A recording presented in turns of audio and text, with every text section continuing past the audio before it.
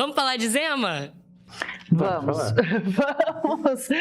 Bom, primeiro que quem sentiu falta de Romeu Zema no debate ontem pode matar a saudade, conhecer melhor as ideias do candidato, numa sabatina que o Jornal Nacional vai promover com todos os candidatos mais competitivos, né? Acho que com os 5 mais competitivos ao longo desta semana. Inclusive, o presidente Lula e o Flávio Bolsonaro já confirmaram que vão participar, o que para mim está reforçando a ideia de que este formato de entrevistas vai se consolidando como o principal canal mais oficial, né? Porque é óbvio que... mais oficial não, mais mediado, né? Por jornalismo. Porque é óbvio que o canal direto dos candidatos com seu público, com o eleitorado, com os eleitores que quer conquistar, são as redes, é o programa eleitoral, que acaba, quem não vê na TV, vê online, ouve no rádio, vê cortes e tudo mais. Mas o debate, além do confronto direto de ideias, tem a premissa de ser mediado por jornalismo, por perguntas ali pensadas por profissionais e tal. E eu estou entendendo que este tem sido o caminho escolhido pelos candidatos. Você assistiu ontem? Qual que é o teu veredito? Assisti, Flávia. Acho que a tua impressão de que esse formato da entrevista está ganhando terreno sobre o debate mais tradicional é também a impressão da equipe do Zema, que se recusou a ir ao debate no domingo para poder se preparar para essa série de sabatinas, né? Teve ontem no Jornal Nacional e hoje uma sabatina do Grupo Globo com o Jornal Globo, Valor Econômico e a Rádio CBN. Eu gosto do formato, achei que o bicho pegou ontem, mas pegou de um jeito diferente, eu acho que de um jeito mais... não foi tranquilo, mas de um jeito menos, não sei, agressivo, não sei qual é o adjetivo, mas acho que foi duro, incisivo, mas de uma forma respeitosa. Eu gostei da condução da entrevista. E acho também que o Zema não tinha motivo para não ir ao debate da Band. Acho que foi ruim. Eu quero começar pensando no debate da Band, uma oportunidade para o Zema se tornar mais conhecido, explorar um pouco a sua diferença em relação àqueles outros candidatos que estavam ali. A gente pode pensar num esquema tanto de primárias como nos Estados Unidos. Ali são candidatos do centro para a direita. O Zema poderia ter falado ali para os eleitores que estão mais próximos da sua visão de mundo, além de ter tido a oportunidade de criar vídeos para as redes, enfim, foi um desperdício de tempo. Acho que foi uma pena o Zema não ter comparecido ao debate de domingo da Band. Ontem, a performance do Zema foi razoavelmente segura no sentido de que ele conseguiu colocar alguns dos seus pontos, mesmo pontos muito difíceis, o que me fez pensar de novo no debate de domingo, que ele teria conseguido lidar com aquele momento melhor até do que conseguiu no Fantástico. É muito difícil... No Jornal Nacional. No Jornal Nacional, desculpa. É muito difícil estar naquela posição, ser pressionado. A gente vai ver outros candidatos, alguns muito mais experientes na política do que o Zema, tendo dificuldades também. Ele tem alguns pontos que ele escolheu avançar sem que fosse plenamente respondido. Acho que a questão do endividamento de Minas e o desencontro ali do Caixa, a pior questão entre elas. A pergunta, há questões que são mais vivas para a população que acompanha superficialmente, por exemplo, o aumento salarial dos secretários. Acho que ele deu uma explicação que, para quem está prestando atenção, faz sentido. Você tinha um salário defasado, ninguém quer pegar aquela bucha se você não pagar bem. Você tem algumas secretarias responsáveis pela gestão de bilhões de reais, ninguém vai topar tocar aquilo por R$7 mil. Ok, mas... se o ponto dele é a responsabilidade fiscal, se o ponto dele é organizar as contas do país, acho que as respostas sobre a situação de Minas deixaram um tanto a desejar. E que ele se utilizou de um mecanismo que o Caiado utilizou no domingo, da força moral, da postura, mais do que acho apropriado. Porque, bem, a postura moral de alguém que não rouba e não deixa roubar, a postura moral de alguém que quer resolver o problema econômico do país é o mínimo que se espera de um presidente da República, né? A gente está partindo, esse é o mínimo. Então, eu esperava um pouco mais. Mas eu vi ali um candidato que tem 2% nas pesquisas e que, se tivesse mais viabilidade, poderia avançar um pouco mais. Não acho que o formato tem problemas, acho que o Zema se coloca numa situação muito difícil, o seu partido não está plenamente suportando a sua candidatura, apoiando a sua candidatura, há boatos de renúncia, então é um candidato que conversa com uma parte da população, mas que está numa situação, numa eleição muito, muito complicada. E também não sei se ele fosse um dos 2 principais candidatos, ele performaria muito bem, porque, enfim, o eleitorado dele já tem dono, vamos dizer assim, né? O possível eleitorado do Zema se decidiu pelo Flávio, e acho que as pesquisas em Minas, inclusive, onde ele é super popular, mostram que o eleitorado do Zema optou pelo Flávio, já que o Zema não tem nem 20 pontos em Minas. Não, ele não vai nem conseguir fazer o sucessor, né? Inclusive. Pois é, a eleição em Minas está muito complicada, mas a popularidade do Zema não se traduz em votos para o seu sucessor. Não, e tem uma coisa, o Sérgio Abranches, que foi meu entrevistado na edição de sábado, que é também exclusiva para assinantes premium, e saiu no último sábado, tanto em vídeo, na íntegra, quanto em texto na newsletter. E ele apontou que ele não acha o Romeu Zema nacionalizável.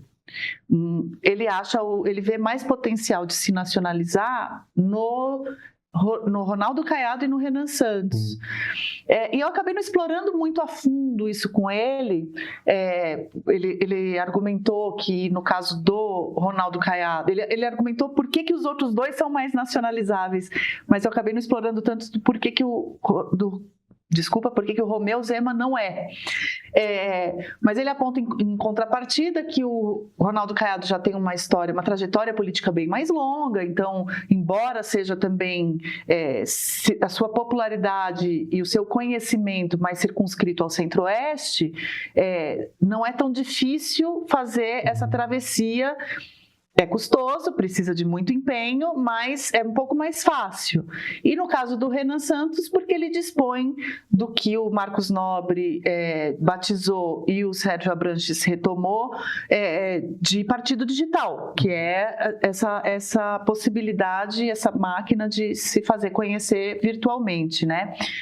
E no caso do Romeu Zema, quando eu estava assistindo ontem a sabatina, eu tinha algo não objetivo sobre não ser nacionalizável ali, que eu não estava conseguindo, assentar. Por que eu tenho a impressão de que ele fala para um público muito específico, mas não necessariamente de Minas. É um tipo de eleitor. É um tamanho de eleitor pequeno, parece, o que ele consegue alcançar. Mesmo ele não sendo exatamente um cara super cheio de empáfia, ou eu não sei, ele tem algo nele que não é popular, que não é uma ausência de carisma, talvez, alguma coisa assim.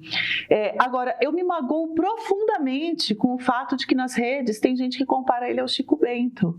E eu queria dizer que eu sou contra. Porque o Chico Bento é uma criança que é pura poesia, entendeu? E não acho que deva ser comparado a nenhum político. Nenhum. Não é porque é o Zema, não. É porque nenhum. Né? Salvem Chico Bento, preservem Chico Bento, faz favor. O Zema toca em pontos um esquete pro Porta dos Fundos. Parece uma esquete do Porta dos Fundos. Eu amei, ela já veio com a ideia pronta. Perfeita. Diga, Maga. Podia ter a sketch da Porta dos Fundos, dois candidatos, cada um sendo um personagem da turma da Mônica.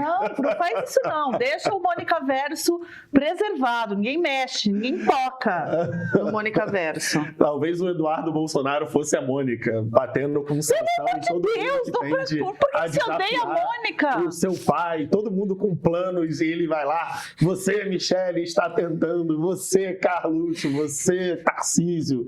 Ele fica aí batendo em todo mundo. Nossa, eu vou te cancelar se você fizer isso. Desculpa, eu sou um fã de Turma da Mônica. Então, eu só estou tentando fazer uma adaptação aqui, on the spot. Não, é o contrário. Salvem, preservem. Não vamos separar. Não toquem. Separem, por favor. Não, mas a Mônica usa o vestido vermelho, né? Olha aí, o Eduardo Bolsonaro certamente não vestiria. O nosso vestido jamais será vermelho. Meu Deus do céu. Meu Deus. A Magali que já veste a camisa amarela. Mas o Cebolinha veste o verde. Apenas um militante do Partido Verde, que se preocupa com o futuro. Anda de bicicleta elétrica, o Cebolinha, tenho certeza. Como, ó, misturando tudo, fazendo questão. Maurício de Souza vai mandar um e-mail pra gente, entendeu? Falando, que é isso? Vamos resgatar aqui a questão de Romeu Zema. Eu acho que o Romeu Zema tem um papel nessa campanha porque ele toca em temas que outros candidatos não vão tocar. Parte da conversa ontem no Jornal Nacional foi, por exemplo, a reforma da Previdência. Um tema que a gente vai ter que discutir em algum momento de novo, querendo ou não. E ele falou que precisa ajustar a idade mínima à expectativa de vida, falou da Previdência dos militares, que os bolsonaros têm dificuldade em tocar, mas ele está num momento em que a coalizão dele não existe, não tem números. E é pior do que você ter um candidato que só representa um partido e está ali no sacrifício para divulgar a pauta daquele partido, como os partidos de esquerda fizeram muitas vezes, e é importante que partidos mais ideológicos façam. Partido que tem um programa, é importante ter um candidato que vai lá e faça propaganda do seu partido. O problema disso tudo é que, paralelamente, o Partido Novo está tentando ultrapassar a cláusula de desempenho, e muitos candidatos a deputado federal, em muitas regiões do país, já abraçam de forma ostensiva ou não a candidatura de Flávio Bolsonaro. Então, para Romeu Zema, que tentou uma manifestação se diferenciando de Flávio Bolsonaro, deu uma polêmica danada a sua reação à divulgação do áudio do Banco Master, do Vocaro com o Flávio, ele foi desautorizado, ele não recebeu o apoio necessário ou ele não recebeu o apoio unânime dos correligionários. E aí resta muito pouco a ser feito, né? Se você tem uma oportunidade de se diferenciar do candidato que disputa com você aquele nicho eleitoral, aquele campo ideológico. Você tenta se diferenciar, você é desautorizado pelos seus correligionários. O que te resta fazer nessa campanha? Muito pouco. E o Zema seguirá fazendo o que fez ontem, respondendo às perguntas, tentando colocar ali pontos no seu plano de governo que o diferenciem, cometendo uma gafe ou outra, cometeu a gafe lá sobre as mulheres, mas é uma eleição que é muito desfavorável ao Zema, porque não é o candidato disruptivo, antipolítica, que é o Renan Santos, mas também não é o candidato que comanda naturalmente, que lidera naturalmente o campo da direita. Essa campanha tem que começar a verdade derrotando a mentira. O filho mais velho do capitão segue aqui, de pé, firme e forte ao lado do povo brasileiro.